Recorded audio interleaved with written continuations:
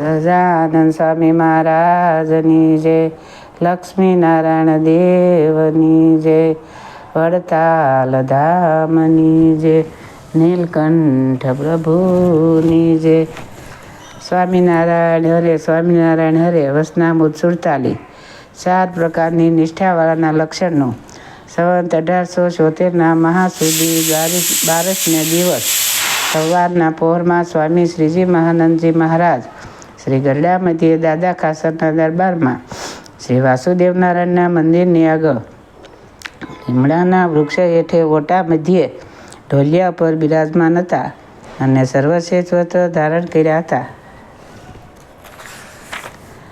અને પોતાના મુખારવિંદની આગળ મુનિ તથા દેશ દેશના હરિભક્તની સભા ભરાઈને બેઠી હતી. પછી શ્રીજી મહારાજ જમણે હાથે ચપટી વગાડીને બોલ્યા છે, સર્વે સાવધાન થઈને સાંભળો. એક વાત કરીએ છીએ અને તે વાત તો સ્થૂળ છે, પણ સુધી સુરત દઈને સાંભળશો તો સમજાશે, નહીં તો નહીં સમજાય. પછી સર્વ હરિભક્તે કહ્યું છે, હે મહારાજ કહો. પછી શ્રીજી મહારાજ બોલ્યા છે, પરમેશ્વરના ભક્ત હોય તેમાં કોઈકને ધર્મિષ્ઠા પ્રધાન હોય ને કોઈકને આત્મનિષ્ઠા પ્રધાન હોય ને કોઈકને વૈરાગનિષ્ઠા પ્રધાન હોય ને કોઈકને ભક્તિ પૃષ્ઠા પ્રધાન હોય અને ગૌણ પડે તો એ સર્વે અંગ સર્વે હરિભક્તમાં હોય છે.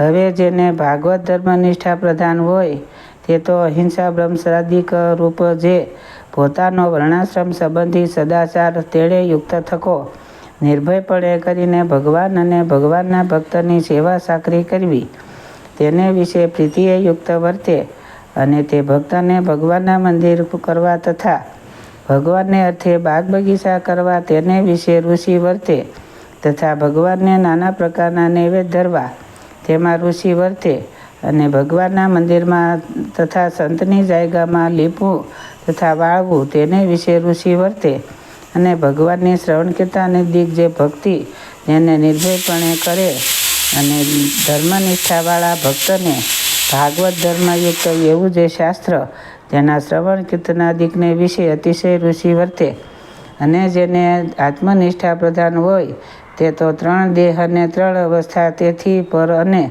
સત્તારૂપ એવો જે પોતાનો આત્મા તે રૂપે નિરંતર વર્તે અને પોતાના ઇષ્ટદેવ એવા જે પ્રત્યક્ષ શ્રી કૃષ્ણ પરમાત્મા તેને સર્વથી પર અને અતિ શુદ્ધ સ્વરૂપ અને સદા દિવ્ય સાકાર મૂર્તિ સમજે અને તે પોતાનો આત્મા તથા તે પરમાત્મા તેના શુદ્ધ સ્વરૂપના પ્રતિપાદનની કરનારી જે વાર્તા તેને પોતે કરે અને બીજાથી સાંભળે તથા તેવી રીતના શાસ્ત્રમાં પ્રીતિએ યુક્ત વર્તે અને પોતાને આત્મસત્તાપણે વર્તવું તેમાં વિશેષ આવે તો તેને સહન કરી ન શકે એવી પ્રકૃતિવાળો હોય અને જેને વૈરાગ નિષ્ઠા પ્રધાન હોય તેને તો એક ભગવાનની મૂર્તિ વિના જે સર્વે માયિક પદાર્થ માત્ર તેને વિશે નિરંતર ઋષિ વર્તે અને અસત્ય રૂપ જાણીને પોતે મળની પેઠે ત્યાગ કર્યા જે ગૃહ કુટુંબી આદિક પદાર્થ તેની નિરંતર વિસ્મૃતિ વર્તે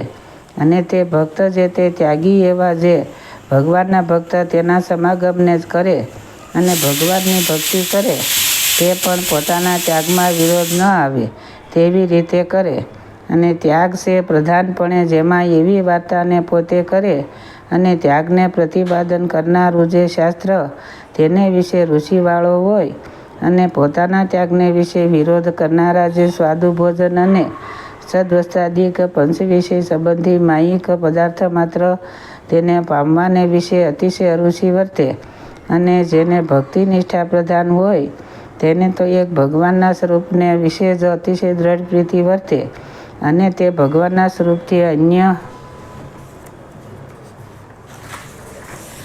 અન્ય એવા જે માયિક પદાર્થ તેને વિશે પોતાની મનની વૃત્તિને ધારી શકે નહીં અને પ્રેમે કરીને ભગવાનને વસ્ત્ર અલંકારનું ધારણ કરે અને તે ભક્તને ભગવાનના જે મનુષ્ય ચરિત્ર તેના શ્રવણને વિશે અતિશય ઋષિ વર્તે તથા ભગવાનની મૂર્તિના નિરૂપણને કરનારું જે શાસ્ત્ર તેને વિશે અતિશય ઋષિ વર્તે અને જે ભક્તને ભગવાનને વિશે પ્રેમને દેખે તે ભક્તને વિશે જે પ્રેરણે પ્રીતિ થાય અને તે વિના તો પોતાના પુત્રાદિકને વિશે પણ ક્યારેય પ્રીતિ ન થાય, અને તે ભક્તને ભગવાન સંબંધિત ક્રિયાને વિશે નિરંતર પ્રવૃત્તિત હોય.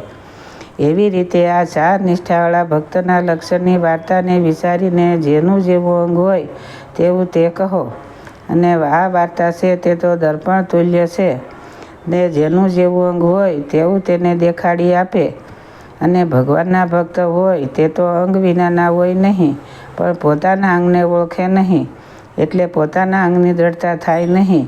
અને જ્યાં સુધી પોતાના અંગની દ્રઢતા ન થઈ હોય ત્યાં સુધી જેવી વાત થાય તેવું તેનું અંગ વ્યભિસરી જાય. માટે આ વાર્તાને વિચારીને પોતપોતાના અંગની દ્રષ્ટા કરો, અને જેનું જેવું અંગ હોય તે તેમ બોલો. પછી હરિભક્ત સર્વે જેવું જેનું અંગ હતું તે તેવી રીતે બોલ્યા. પછી શ્રીજી મહારાજ બોલ્યા છે, જેનું એક સરખું અંગ હોય તે ઉઠી ઊભા થાવો. પછી જેનું એક સરખું અંગ હોય તે સર્વે ઊભા થયા. પછી શ્રીજી મહારાજે એ સર્વને પાછા બેસાડ્યા. પછી નિત્યાનંદ સ્વામીએ પૂછ્યું છે, એ સારે અંગવાળાને પોતપોતાના અંગમાં કોઈ ગુણ દોષ છે કે નથી? પછી શ્રીજી મહારાજ બોલ્યા છે, ગુણ દોષ છે તે કહીએ તે સાંભળો. જે સારે અંગવાળા જે ભક્ત તેમને જે અમને પ્રથમ લક્ષણ કહ્યા તે પ્રમાણે જે વર્તે તે તો એમને વિશે ગુણ છે, અને એ પ્રમાણે જે ન વર્તાય તેટલો એને વિશે દોષ છે. પછી મુક્તાનંદ સ્વામીએ પૂછ્યું છે, એ 4 નિષ્ઠાવાળાને વિશે કોઈ આદિક ન્યૂન છે કે ચારે તુલ્ય છે?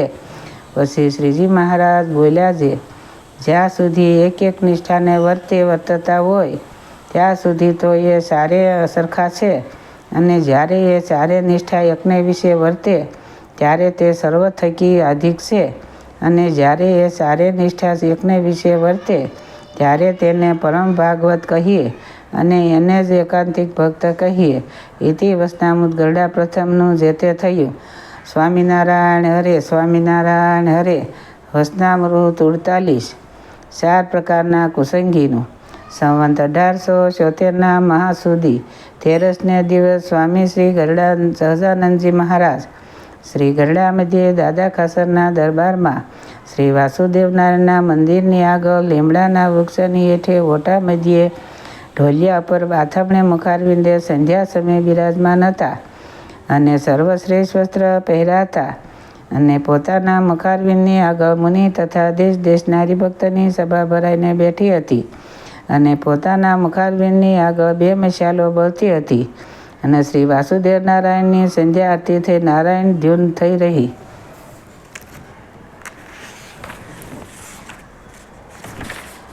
પછી શ્રીજી મહારાજ બોલ્યા છે, સર્વે સાવધાન થઈને સાંભળો. એક વાર્તા કરીએ છીએ. ત્યારે સર્વ મુનિ તથા હરિભક્ત બોલ્યા છે, હે મહારાજ કહો.